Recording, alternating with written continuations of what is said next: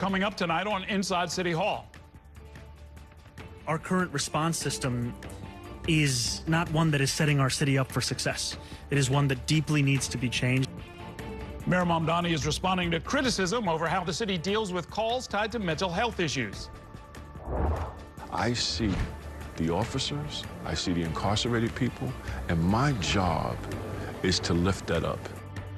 Our Courtney Gross sat down for an exclusive one-on-one with the city's new correction commissioner, Stanley Richards. I'll talk more about Mayor Mamdani's pick to lead the correction department when I'm joined by the president of the union representing correction officers, Benny Bascio. And we'll bring you a investigation which found that thousands of people arrested by federal immigration agents are being held in detention without receiving bond hearings. For the best news, debate, and analysis of New York politics, join us inside City Hall.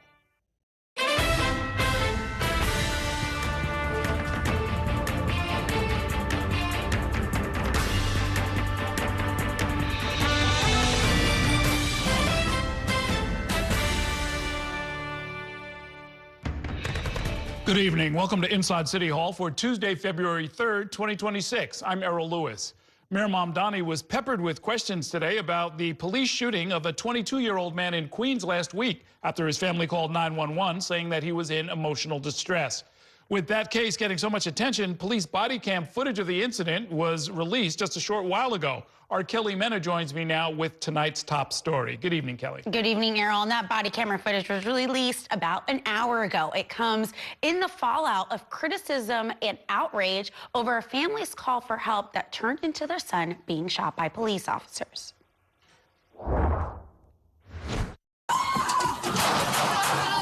That is a moment a police officer shot 22-year-old Jabez Chakraborty. The incident was caught on a body camera worn by police officers who responded to his family's call for a mental health crisis in Queens last week. The video was released Tuesday night in the wake of the Chakraborty family criticizing the city's response.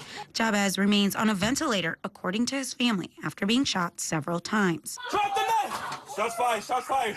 Earlier in the day, Mayor Zohran Mamdani delivered sobering words about the incident and how the city needs to change its response. Jabez needs mental health treatment, not criminal prosecution by a district attorney. Mamdani has long championed a different way for the city to respond to a person in a mental health crisis with plans for a Department of Community Safety. However, he said he still believes police officers need to respond to dangerous situations. When there is a violent situation, such as with a weapon, NYPD will be on the scene. In the video released by the NYPD, you can see that officers are led into the home and immediately spot Chakraborty, who is in the kitchen. Chakraborty is seen grabbing a knife and moving toward the officers. The responding police officers attempt to move back and put a door between them and Chakraborty, but he pushes through. At that point, an officer is seen shooting him multiple times. The Chakraborty family has called the incident shocking and outrageous. They claim they called for an ambulance, but police officers arrived instead. A spokesperson for the police department said the family called for an involuntary transfer and were aware that that meant a police and EMS response. In a Friday statement, the family said, "We did not call the police. Instead of medical responders, the NYPD arrived and shot our son multiple times right in front of us." Mamdani said he is currently working on how to implement his new agency, but that the safety of everyone involved in a mental health crisis call is top priority. The North Star that we are building towards is one where every single person is safe. That includes the affected individual, that includes the family, that includes police officers, and that includes additional city personnel who are responding. And the mayor said earlier today that the entire incident, including whether police officers asked the family about their immigration status and whether they demanded phones at the scene, is under investigation, Errol. It's really remarkable that they released the body cam footage so quickly. There are times when it's been months or even years where the NYPD refuses to provide that information. Right, and then we've seen families trying to fight for that body camera footage for so long. This is seeming like a different administration, a different time, you know, and I think for Mayor Mamdani, he actually met with the family in the wake of this shooting, which is from the mayors that we've seen previously is really unheard of, and I think he's trying to take a different approach towards this. We know that from his campaigning, he said for a long time that the way the city handles mental health crises is not working, and he wants something different. But what does that look like? You know, it was interesting to hear that he said weapons means police officers need to respond. So how does this new Department of Community Safety work if that is still going to be the same way that the city is going to respond? Okay, thanks very much, Kelly. Meanwhile, Mayor Mamdani selected his new correction commissioner over the weekend. Stanley Richards will become the first formerly incarcerated person to lead that department. Richards sat down exclusively with our Courtney Gross in his first interview, discussing his past and the future of Rikers Island. Here's part of that conversation. For the last 35 years, I have been working to be part of the solution about when people pay their price, pay their debt to society, when they come home, giving people an opportunity to rebuild their lives. And for those who are detained and incarcerated, use that opportunity to think about and get access to resources so they don't have to come back. How would your relationship be with the union? My relationship with the union is going to be in partnership. I think what the union is doing is protecting its members, making sure that its members feel valued, and that aligns with me. That aligns with my vision and my mission. So I want to be in partnership with the unions to make sure that the officers, number one, are safe and protected. Number two, that they don't feel isolated and thrown away, that they are valued. And I'm going to come to the table just like that. Have you spoken to the head of the union, Benny Basio, yet? I have not spoken to him. I plan to do that as one of the first things I want to do. I received the email from the captains union, and I'm open to conversations, and I think they are as well. I think what they want is fairness, and they want to be heard. I will have an open door, and as opposed to developing strategies, implementing strategies, and then telling the union about it, I want them at the table. I want them helping us shape the strategies. Do you think that the union contract, as part of this remediation manager and this federal receivership that is going to happen on Rikers Island and in the Department of Correction, there is a mechanism for the remediation manager to reopen the contract and say things need to change here? Do you think that the contract needs to be reopened? I think that's a conversation between law, the remediation manager, and the judge.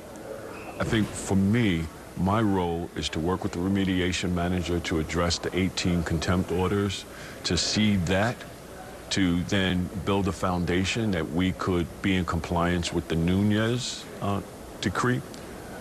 And I need the union, I need the membership, I need community members to make that happen. And I'm looking forward to working with Nick Demmel to make that happen. What can you do to finally fix Rikers Island? That's the seed planting work, is looking at all of those policies and updating them, making sure that we're doing training that is appropriate for the people that we have detained today. That is making sure that we have posts covered, making sure that we're modernizing our systems. I think the department right now relies too much on paper, and we need to get the department into the 21st century. So my job is to make sure that we begin to address those entrenched practices so that we can move into the 21st century, build the borough-based jails, have our officers safe, have incarcerated people safe, and give people that are in our custody an opportunity to build a different life. We are on this unprecedented track of a remediation manager coming in. Nick Demmel, you mentioned him previously. Yep. There is some confusion because in past receiverships across the country, this has only been done less than a dozen times or so. Typically, a remediation manager or a receiver comes in and has control over the entire facility. Right. Nonetheless, a commissioner is staying within this structure, and you're going to have a job. But I think to a lot of stakeholders, it's confusing as to who is the real boss here. Where does the buck stop? I think the phrase is, are you going to be in partnership? And the answer is yes. The remediation manager has the authority afforded by Judge Swain, and she's given him the authority to deal with some of the things that were entrenched in the department that prevented the department from being in compliance. I will work in partnership with the remediation manager to do those things, because when we do those things, that is about making sure that our jails are safe. But what happens when you disagree?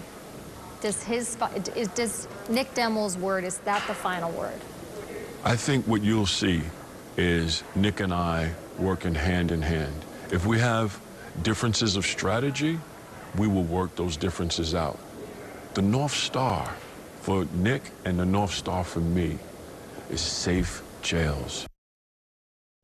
Our Courtney Gross joins me now with more analysis. And Courtney, it doesn't sound like you got a clear answer to that question of who's going to make the final call if there's a tough decision or one where they have a sort of a split opinion about what to do. Yeah, and there is a structure in place as part of this years-long lawsuit. The judge has said that they will eventually go to the court if there is some sort of disagreement. I mean, we know there are already conversations between these two. In fact, they are supposed to be sitting down today here in New York City to discuss, I'm assuming, some of this.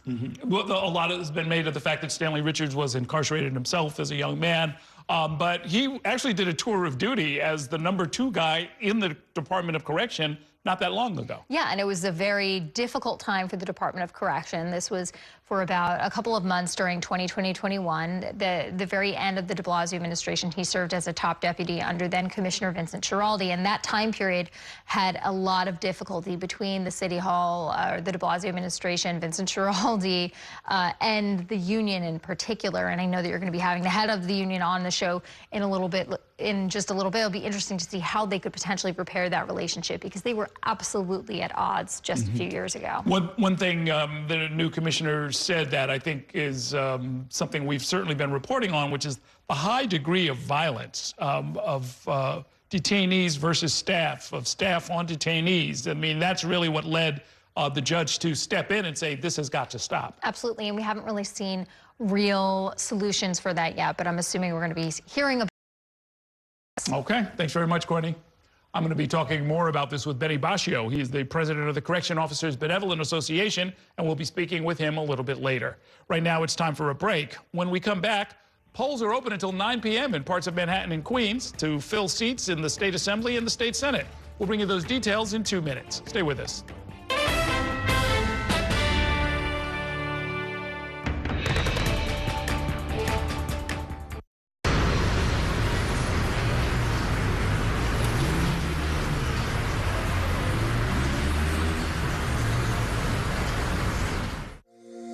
Every day tells a new story. At Mornings on One, we're dedicated to bringing you the stories that matter most to start your day. With in-depth coverage of the day's news. I'm Pat Kernan. Here are the stories we're following. And weather updates every 10 minutes. Tomorrow, some morning sunshine possible. Clouds take over. It's our responsibility to get you the information. Head out the door. Mornings on One. Weekdays starting at 6 on the Spectrum News app. Free for Spectrum and Xfinity customers. When you're connected with Spectrum, you get 5G and fiber-powered internet combined for the fastest wireless speeds. So you can sweat for the right reasons.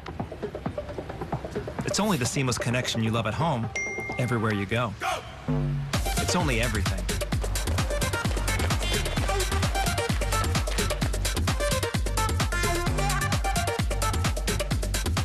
I'm Sandra, this is Jorge, and we were adopted in 2019. I remember when they first came to us, Michael was already a teenager. The whole cliche of they're so lucky to have you guys, and it's the other way around. They have changed our family for the better. They chose to love us. They didn't have to. They chose us. Learn about adopting a teen from foster care. You can't imagine the reward. Visit adoptuskids.org. And that's a look at some of what's in the papers this morning. You're done with the sports section. Today's story is about the latest chapter for a beloved local business. It's a beautiful day with temperatures in the 60s, but showers are expected in the next hour. In a city that's always on the go, it's important to stop to hear the stories that connect us. The news that matters to New Yorkers. That's what brings us together. That's Mornings on One. Weekdays starting at 6.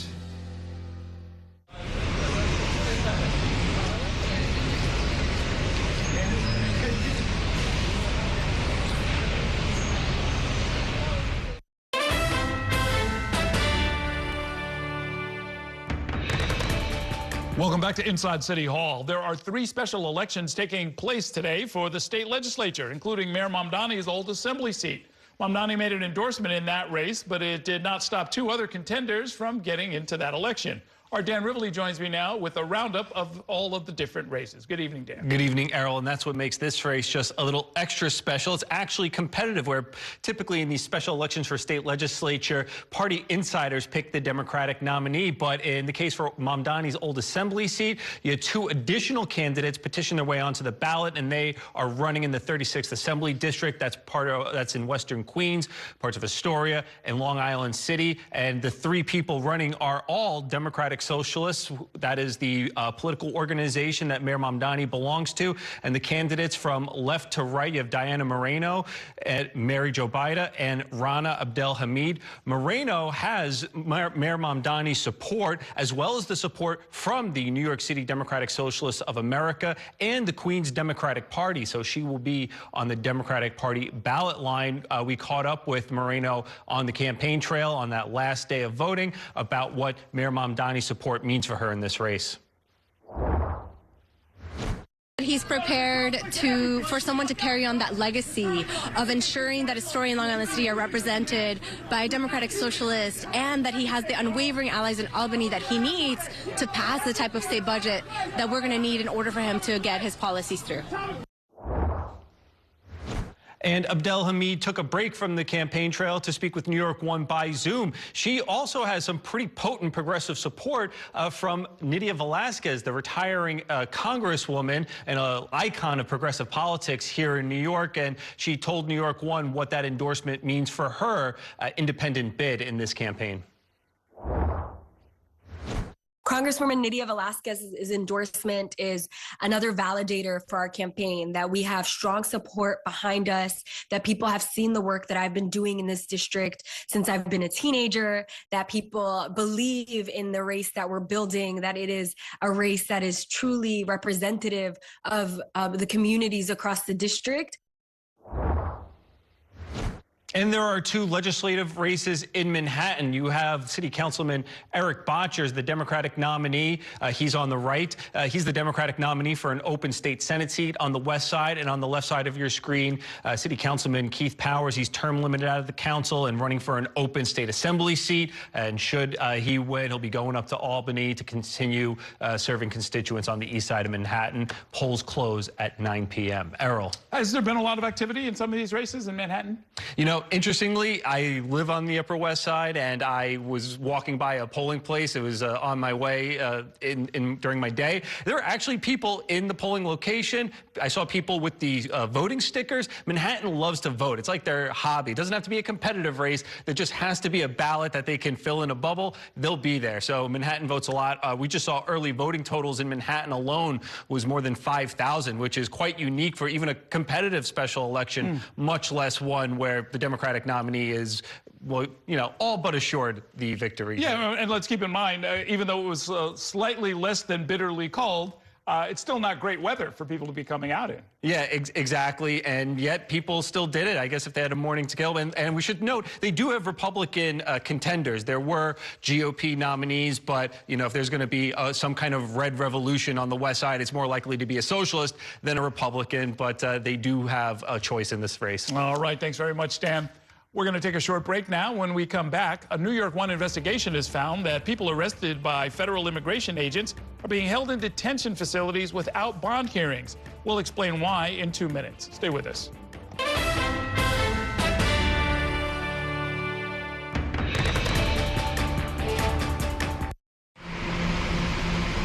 Stand clear of the closing doors, please.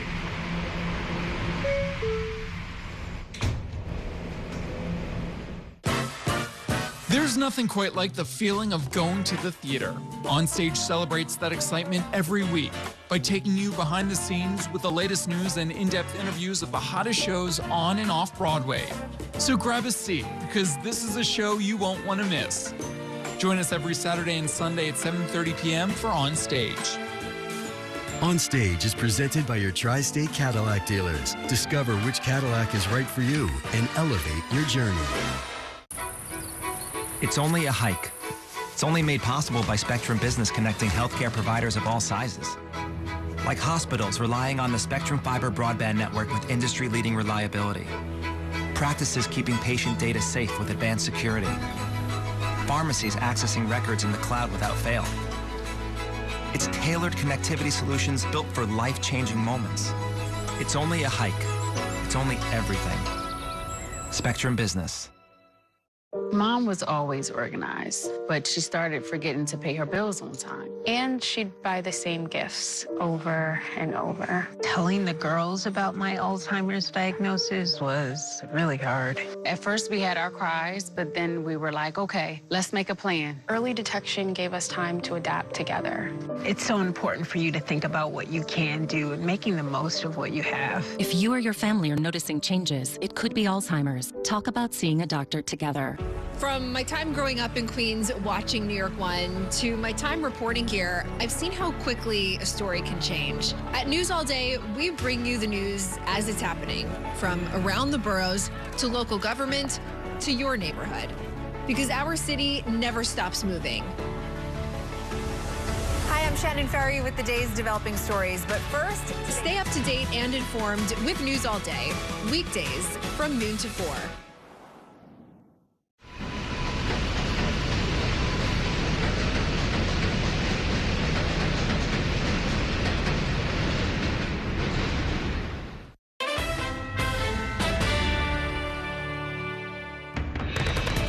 Welcome back to Inside City Hall. A New York One investigation has found that there are thousands of people who have been arrested by immigration authorities and are being held without getting bond hearings. People are being held for months on end, all due to a change that did not make headlines by the Trump administration. Our Eric Feldman spent months looking into what is happening not only here in New York, but all around the country.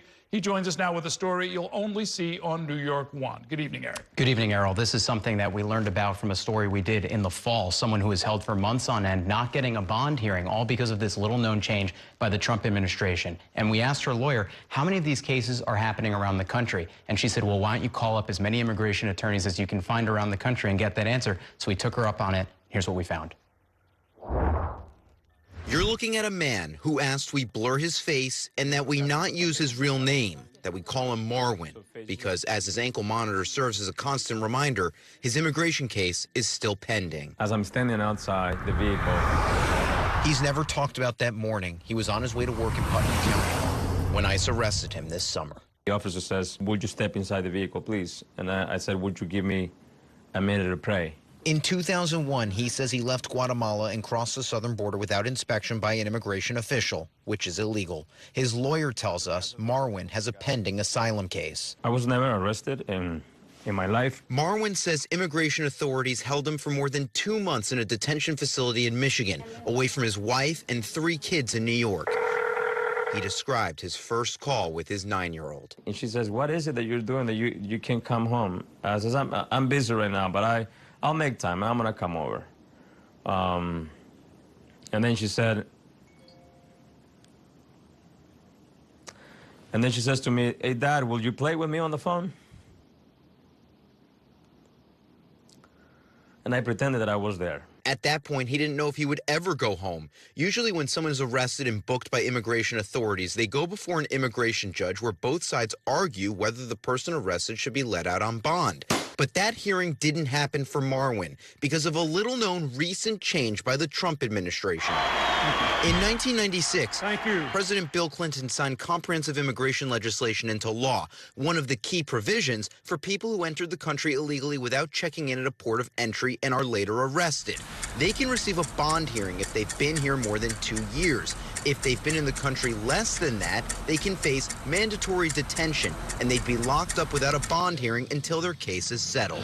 But in September 2025, President Donald Trump's Department of Justice had a new interpretation. Now, anyone who entered the United States without inspection is subject to mandatory detention, meaning they're ineligible for bond hearings, whether they came 2 years ago or 20. That's why Marwin, who came here 25 years ago, was denied a bond hearing after being arrested last year. Being there, you just give up. According to data from ICE, there have been nearly 150,000 people detained from September to December of 2025. But how many of them are being held without bond hearings because of the Trump administration's new interpretation? The data didn't say. So New York One reached out to ICE, but we never got an answer. New York One spent months emailing nearly 1,000 immigration lawyers across all 50 states, asking how many of their clients had failed to receive bond hearings due to this new interpretation. It's close to 50 since this rule change happened. 7 clients that have been detained. Maybe half a dozen? It's in the dozens. More than 2 dozen. 200 lawyers who responded estimate collectively they've had more than 3,000 clients in the U.S. longer than 2 years and locked up without bond hearings. And one of the more surprising people we heard from is on Long Island. So you were an immigration judge until September 4th, 2025 this year. David K.S. Kim was an immigration judge at 26 Federal Plaza in Lower Manhattan for 3 years when he says the Trump administration fired him without cause in September, a claim the DOJ declined to comment on. So instead of being on the bench, Kim is representing at least one detainee and sued the federal government to get him a bond hearing before one of his former colleagues. I look at it more as protecting my clients' interests, their rights, special due process rights, which I feel are being violated by our current government. Kim is one of many immigration attorneys who have filed habeas petitions, arguing the federal government is unconstitutionally detaining people based on the Department of Justice's new interpretation of immigration laws passed 30 years ago. The American Immigration Council tracked outcomes in these petitions for almost all of 2025. There are 28 federal district judges who sided with the government that these non-citizens did not deserve a bond hearing.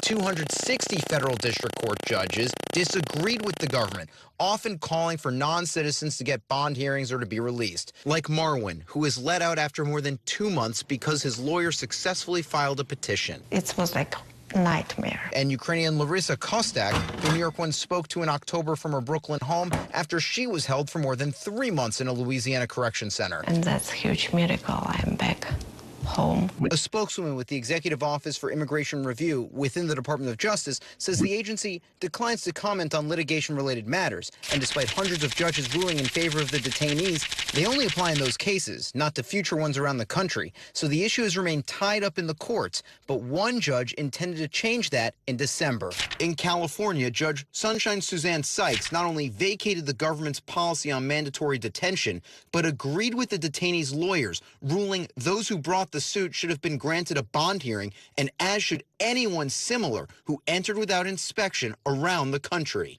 So when you read that, how clear is it to you what her instructions are to the government moving forward? So it's very clear. Judge Shira Shenlin was a judge of the U.S. District Court for the Southern District of New York for more than 2 decades. She reviewed not only the California case, but a screenshot provided to New York One by the American Immigration Lawyers Association of the apparent response by the DOJ's chief immigration judge, saying this ruling in the California case is not a nationwide injunction and that the government's new interpretation remains binding precedent on agency adjudicators when it comes to bond hearings. Shenlin says this guidance is wrong. They are essentially saying we don't have to obey the court's order, and that's a very dangerous thing. So as it appears these detentions will continue, more individual habeas petitions are being filed, but doing so can be costly and unaffordable to many. Tens of thousands of dollars, according to lawyers New York One spoke with. Marwin says people in his community lent his family the money they needed for his lawyer. They were very, very generous. To him, it was the only path forward, trying anything for his family to stay here in New York. And we still believe that this country has a lot more to offer for anybody who's lucky to stay here.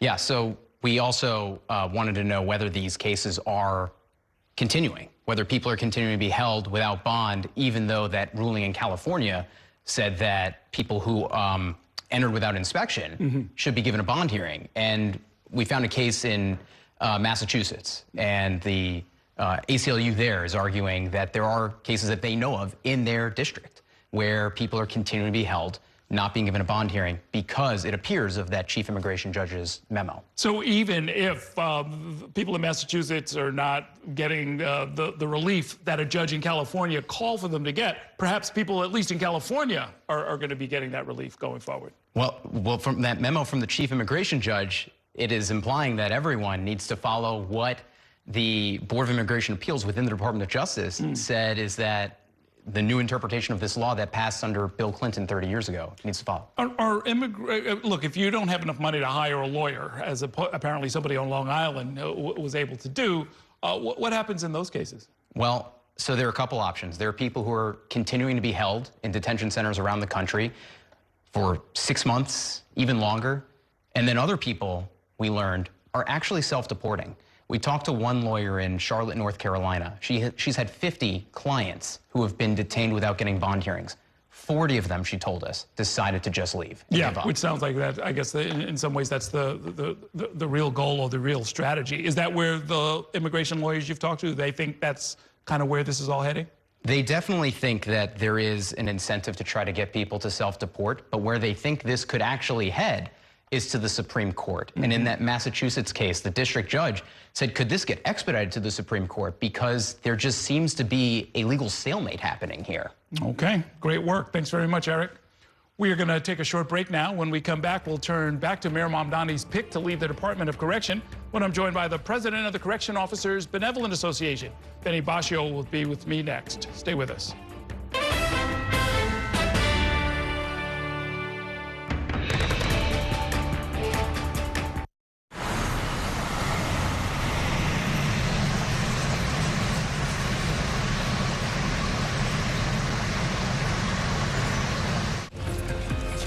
My time at New York One has shown me that in the city that never sleeps, the news never stops. So as the day winds down, turn to the rush hour. Good afternoon, I'm Monica Kirk. To catch up on the stories that matter across the 5 boroughs, with in-depth interviews from the city's newsmakers, plus the latest forecast. Catching you up with today, preparing you for tomorrow. Right here on the Rush Hour. Weekdays from 4 to 7 p.m. It's only a slice. It's only made possible by Spectrum, connecting businesses of all sizes, like small businesses, instantly serving up orders and inventory on the Spectrum Fiber broadband network. And factories, seamlessly connecting to farmers in the field with tailored solutions that always deliver. It's only a slice. It's only everything.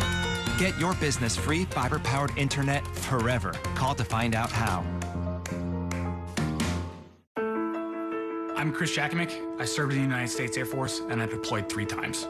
So in 2017, I was serving as an Air Force First Sergeant. Our motto in that role is my job is people, everyone is my business. But unfortunately in that year, I would lose my own brother, Lance Corporal Adam Jakimick, to suicide. The majority of veteran suicides are from guns. I store my weapons securely, not only for myself, but for my family. My service never stops. At Spectrum Noticias, we recognize that our New York City community is vibrant and diverse. Spectrum Noticias delivers balanced coverage of the stories that matter in our communities and across the country. Our journalists are based in the neighborhoods we cover, ensuring you get in-depth reporting on what's happening in the places we call home. So join us at Spectrum Noticias. We're always on, always there for you. Now available on your TV. Check your local listings. Also available on the Spectrum News app.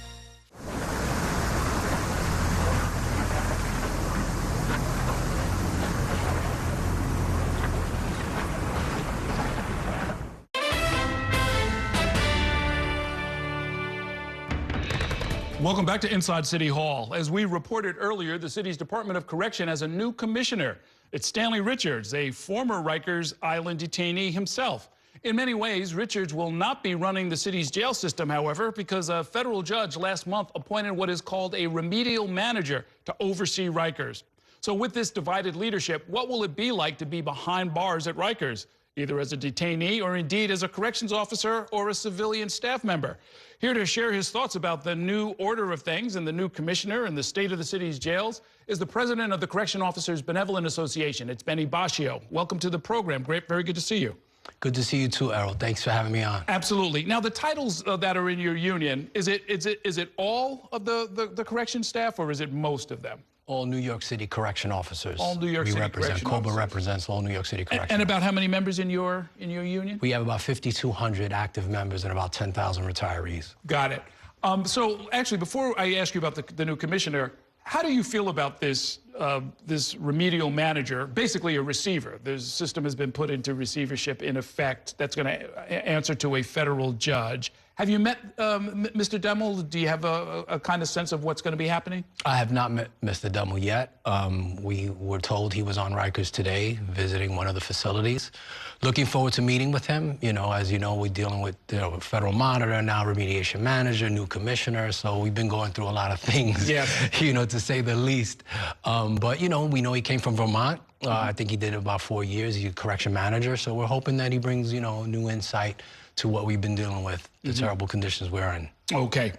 Stanley Richards, we asked him. I know you've dealt with him before because he was, I guess, the #2 in the department for a number of months towards the end of the de Blasio administration. Anyway, we asked him for his thoughts about the union. Here's what he had to say. I want them at the table. I want them helping us shape the strategies, because I don't think our end goal is different. They want officers to be safe, so do I. How would you describe your relationship with the union when you were there previously in 2021? I think, as you said, it was very rocky. We had significant officers out sick. Officers were doing doubles and triples. It was a really scary time. And I don't think the unions were brought in to the strategies, and so they felt isolated and unappreciated.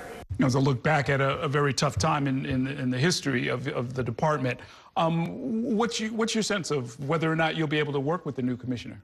I mean, look, Errol, at the end of the day, we'll work with anybody. You know, I understand his past. You know, in the 80s, he was a former inmate. I'm not really concerned about his past. Not as much as his tenure as first deputy commissioner when he was here, you know, for 6 months or so. You know, my members got scapegoated. When him and the former commissioner, Schiraldi, came into office, we were basically blamed for feigning illness, which was just not the case, you know. We were in the epicenter of COVID. We had members dealing with long COVID, right, out sick. And to, you know, basically say we're out there feigning illness was, you know, terrible. And it kind of set us in off on the wrong foot, you know, and that was really the concern, is you're blaming our members. I mean, we even had to go to state legislature to get legislation passed that you can't penalize anybody that is out sick for COVID. And the governor signed that bill, you know, but blaming us out the gate we thought was problematic. And he was right when he said that we were not at the table. So many policies are implemented. You know, we have so much bureaucracy, federal monitor, the Board of Corrections. Now, you know, we've been through 5 commissioners, Errol. 5 commissioners since I became president in 2020. And the boots on the ground seem to not be able to do anything right in the monitor's 20 reports that he's put out against us. And, you know, the reality, the monitor's made a lot of money off the taxpayers in New York City, in essence of $30–40 million, we estimate. And why would we ever be in compliance with what the monitor wants? Because it's just a cash cow, as we feel scapegoated, and that's the problem that we feel. Okay, so we now are entering a new era with the new commissioner, as well as this remediation manager, receiver in effect. What do you hope to see come out of this? If you could sort of put your wish list in front of these gentlemen, what will things look like, say, a year or 2 from now? You know, staffing levels would be up because we're down 40% since 2019. You know, we had about 9,000 and change officers, down to 5,200. A seat at the table to really, you know, bring forth ideas to us, right? We know what works and what doesn't work. You know, I've been 27 years as a correction officer. My members are the boots on the ground and know firsthand on what is going to work and what is not going to work. And we should brainstorm on these ideas collectively. That is my goal. You know, get staffing level up so that my members have a quality of life. I mean, Errol, I have officers working 150 hours a month of overtime. You know, we were doing 24-hour shifts, and we were getting blamed for everything that people feel is wrong with the criminal justice system. But explain that. This is something I've been wondering about for a while, because I look at some of the reports when they come in. 5,200 officers, even if you divided it by 3 for shifts, with a total inmate count of what, about 8,000 or so? 7,000? 7,000 now. Yeah, correct. yeah. But not everybody's at work at the same time. You got vacation picks, you got academy. You know. But it's still a very high ratio compared to other systems, right? I mean, listen, I don't know how the other systems have like indirect supervision. We have direct supervision. We need officers on the floor. You know, when you're dealing in a housing area with 50 inmates and they're all gang affiliated, it puts a lot of pressure on us. You know, overworked. I mean, Errol, we don't live in a third world country. You could argue that this is the richest city in America. You know, they let Rikers fall apart and it's the correction officers' fault.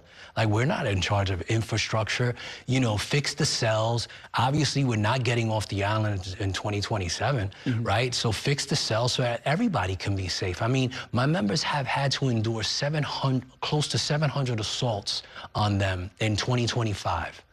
You know, almost 30. It's 2 a day every day. Yeah, almost 30 sexual assaults. And, you know, the interesting thing that I got about Stanley Richards when he first, you know, spoke, he said, my message to staff about transparency and accountability. Well, listen, he should recognize now that he's not the leader of the Fortune Society, inmate advocacy group. Now he's the leader of the second largest uniform force in the city of New York. You know, and we need help. The reality is that transparency and accountability goes both ways. When you talk about accountability, it can't be only accountability for my members, the correction officers. You know, where's the accountability for those 700 assaults on my members? You know, should there not be any accountability for those actions? You know, this is something you and I have talked about. I mean, it's to an extent, I try and remind my viewers of this whenever the opportunity comes up, but that something happens every single day, that there are assaults on your members, the people who are, you know, throwing feces or throwing urine or, you know, a physical attack of some kind. And what was supposed to happen is that technically, because Rikers is part of the Bronx DA is supposed to have people there to basically arrest and charge people on the spot. Is that not happening? I mean, they get rearrested, but their crimes in jail run concurrent with what they're inside for, with their street crimes. So they know that they're not going to be added consequences, and this is our biggest problem. You know, the lawmakers want to take away viable deterrents, consequences for those actions. A crime is a crime no matter where it's committed. Why should crimes in jail be treated differently than they are in the streets of New York? We are there to enforce the law, right? And they have to be accountable for those actions. Or other than that, why would they change their behavior, Errol? Understood, understood. Well, this is going to be a three-way conversation at least between you, the commissioner, and the new monitor. Please keep us up to date on it, and we wish the best of luck to you as we try and do what I think everybody wants, which is to try and keep the level of violence in the jails down. Absolutely. Thank you so much, Errol, for having me again. Thank you. We're going to take a short break now. When we come back, we'll take a look at Representative Mike Lawler's seat in the Hudson Valley, where recent polls show Democrats gaining ground as they try and take that congressional seat. Stay with us.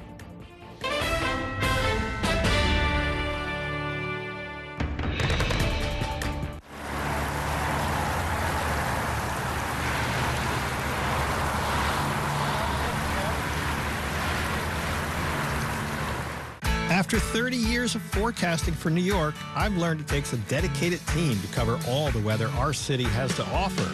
As chief meteorologist at New York One, I'm honored to be able to help New Yorkers plan their day. Morning, noon, or night, our team is here to bring you accurate forecasts you can count on, from severe weather updates to our weather on the ones. Watch the New York One weather experts with your weather on the ones, on your TV, and on the go with the Spectrum News app. I moved from Dallas to Los Angeles all by myself. The order of things I wanted to set up was internet, water, then power. I needed to take a shower, but like I really did need the internet for work and like to watch my shows. That's like kind of a crazy thing to admit in front of a camera. Pretend I didn't say that. I got to Spectrum. I was so relieved that I was getting the best bang for my buck. It was a huge weight taken off of my shoulders. Real customers, real savings. To see how much you can save, visit spectrum.com/save. I'm an ex-drug dealer, and I'll be your sub today.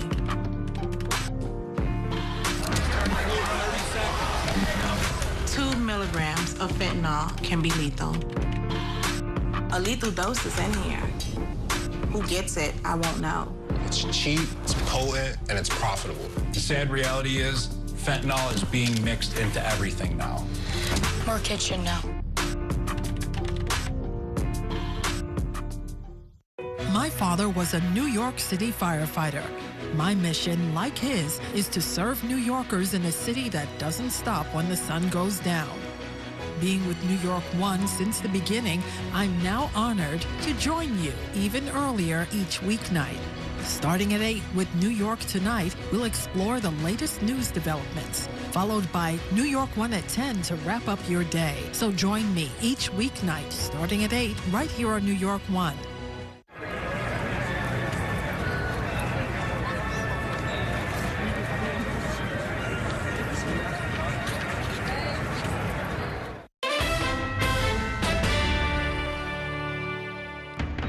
Welcome back to Inside City Hall. A new poll shows an improving political climate for Democrats who are running for the U.S. House of Representatives here in New York. A congressman's stormy town hall recently underscored the growing challenges faced by Republicans in New York. Shannon Ryan on our Washington, D.C. bureau joins me now to break down some of the numbers. Good evening, Shannon. I know you spoke to some experts today. What are they saying is the cause of this shift in favor of Democrats? Well, Errol, first they pointed out the obvious. Republicans are in control of the House, the Senate, the White House, and typically the party in power, they do lose seats in midterms. It's actually been nicknamed the midterm curse. It's nothing new. However, those analysts I spoke with said this extends far beyond that. Take a listen. A combative town hall for Rockland County Republican Congressman Mike Lawler. Bro, you can leave now. Goodbye. Goodbye. We won't proceed until you're gone. Goodbye. Lawler shouted at, even cursed out, as he spoke about President Donald Trump's immigration policies. If you actually want to have a constructive dialogue, then stop. If you just want to scream and yell for 2 hours, then scream and yell for 2 hours. Sheriff's deputies removed a handful of attendees from the weekend event at Rockland Community College. Last month, the Cook Political Report, a nonpartisan newsletter, shifted its ratings for Lawler's district, New York 17, from lean Republican to a toss-up. Because we believe it's increasingly clear that Republican Congressman Mike Lawler is likely going to face his toughest race yet this November. Aaron Covey leads House coverage for the Cook Report, which also shifted 3 other races toward New York Democrats. Under current congressional lines, House Democrats only need to pick up 3 seats to gain control of the House. Overall, we believe that Democrats should have a good chance at taking control of the House this November. Covey says that assessment extends far beyond the so-called midterm curse, a phenomenon where the party in power loses seats. Instead, identifying 2 key issues facing down House Republicans: affordability and immigration. New Siena Research Institute data shows 56% of the more than 800 New Yorkers they polled disapprove of how the Trump administration is handling affordability matters, and 58% disapprove of how deportations are being handled.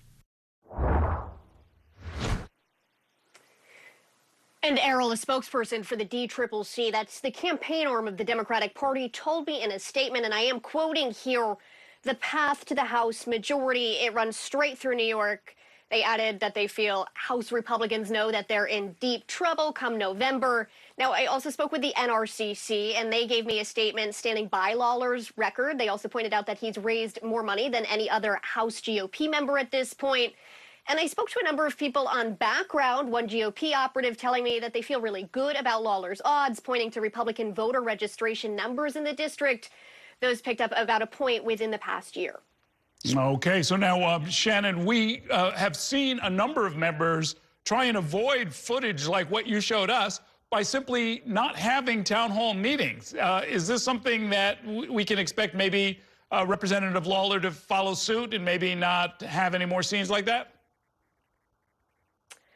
You know, Lawler likes to joke about his Irish and Italian heritage, saying that he never holds his tongue. I don't think you're going to see Lawler stepping away from town halls. As you saw, he was pretty bold in the way that he did respond to people who opposed him during that town hall. One of the things, though, Errol, that has stuck out to me is how we are seeing some Democrats backpedaling. So, for example, Tom Suozzi, he voted in favor of DHS funding. That was prior to the killing of Alex Preddy. He's received a lot of flack from that. He put out a statement sort of stepping away, saying that he failed to see that as a referendum on ICE. And we've also seen some backpedaling from Gillen's office as well. Okay. Thanks very much, Shannon. It is time now for a break. Coming up, that Siena College poll also has some very good news for Governor Hokul. Her favorability rating is up, and she holds a comfortable lead over her challengers. We'll bring you the details in 2 minutes. Stay with us.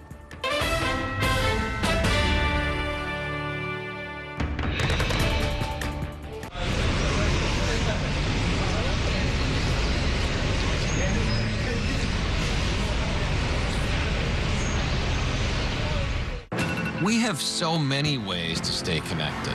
A single touch can bring us closer to the families we love, the friends we know, and the city we share. And Spectrum helps us keep connected throughout the day, every day. Including more ways to watch New York One as a Spectrum Internet customer. Watch Spectrum News New York One on the Spectrum News app, available on all your favorite devices. There's an international travel plan with Spectrum that was an additional $10 a month, as opposed to paying a ridiculous amount per day for roaming fees. This literally felt like my old phone carrier was reaching their hand into my wallet and just helping themselves to some of my cash. I like having no surprises when it comes to my cell phone bill. And with Spectrum, that's been the case. So it saved me a ton of money. Real customers, real savings. To see how much you can save, visit spectrum.com/save.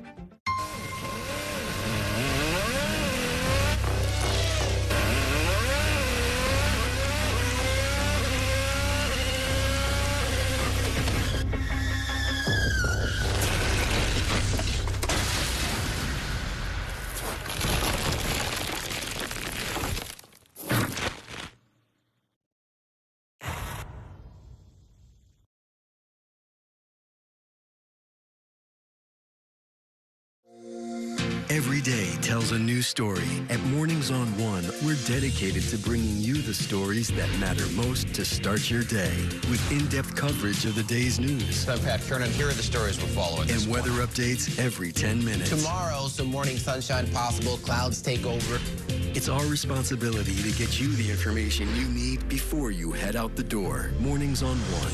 Weekdays starting at 6 on the Spectrum News app. Free for Spectrum and Xfinity customers. Stand clear of the closing doors, please.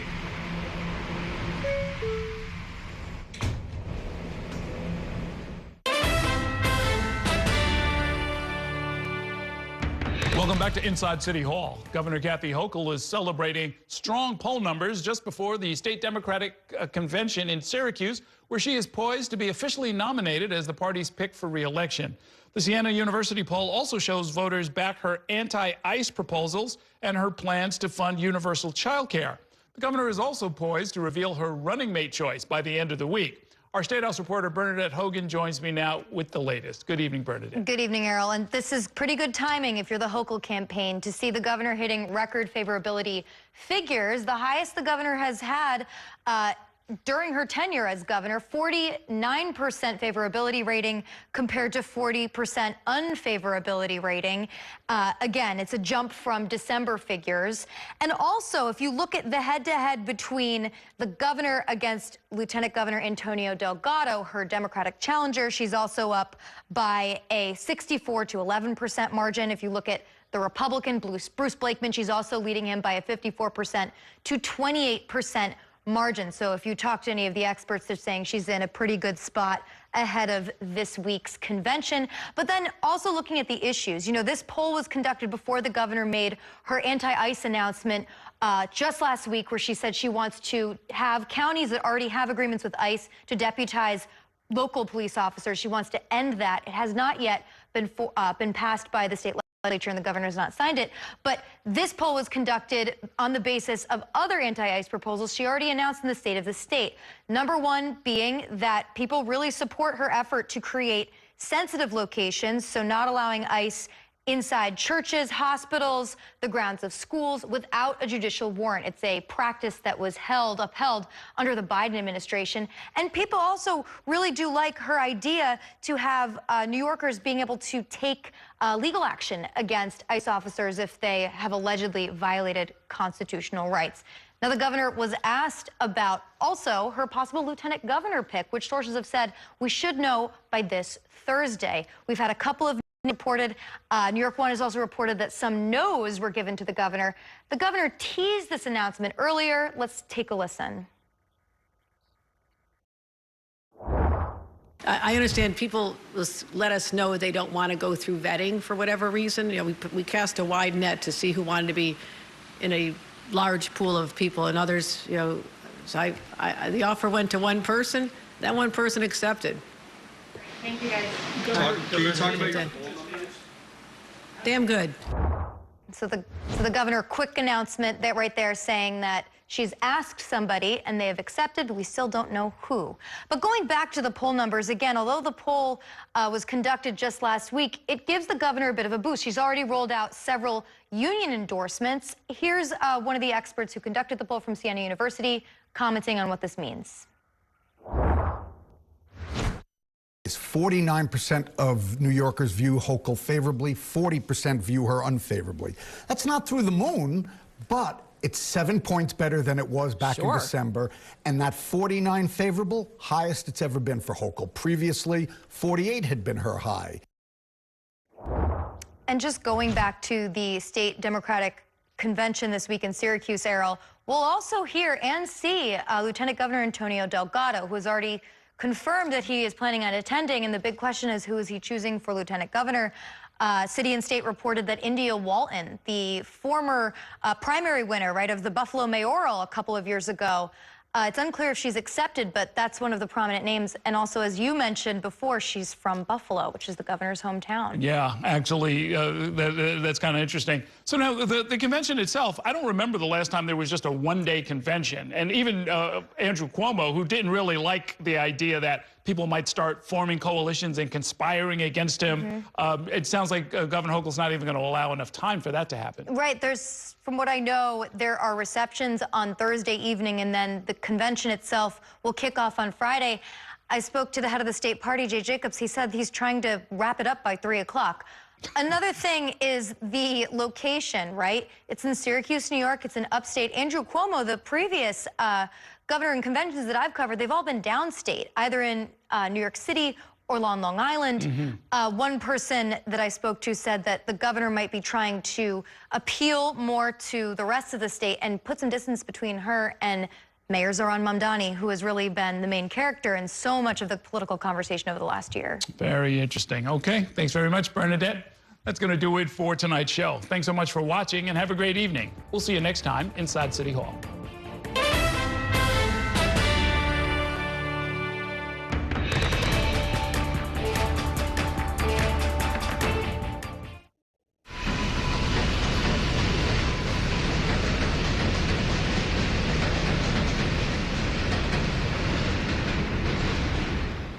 And that's a look at some of what's in the papers this morning. You done with the sports section? Today's story is about the latest chapter for a beloved local business. It's a beautiful day with temperatures in the 60s, but showers are expected in the next hour. In a city that's always on the go, it's important to stop to hear the stories that connect us. The news that matters to New Yorkers. That's what brings us together. That's Mornings on One. Weekdays starting at 6. You might think Spectrum is just for your home, but Spectrum is seamless connectivity everywhere. It's the network making the other networks sweat. Connectivity from an actual internet company, because internet is what you actually use your phone for. It's way more than 5G. With Spectrum One, it's 5G and fiber-powered internet. Wireless speeds. Don't believe us? Ask this guy. He's one of millions who already know. Oh yeah, and this guy too. Turns out people like their mobile from a seamless connectivity company. That's why Spectrum is the country's fastest growing mobile provider. Spectrum One.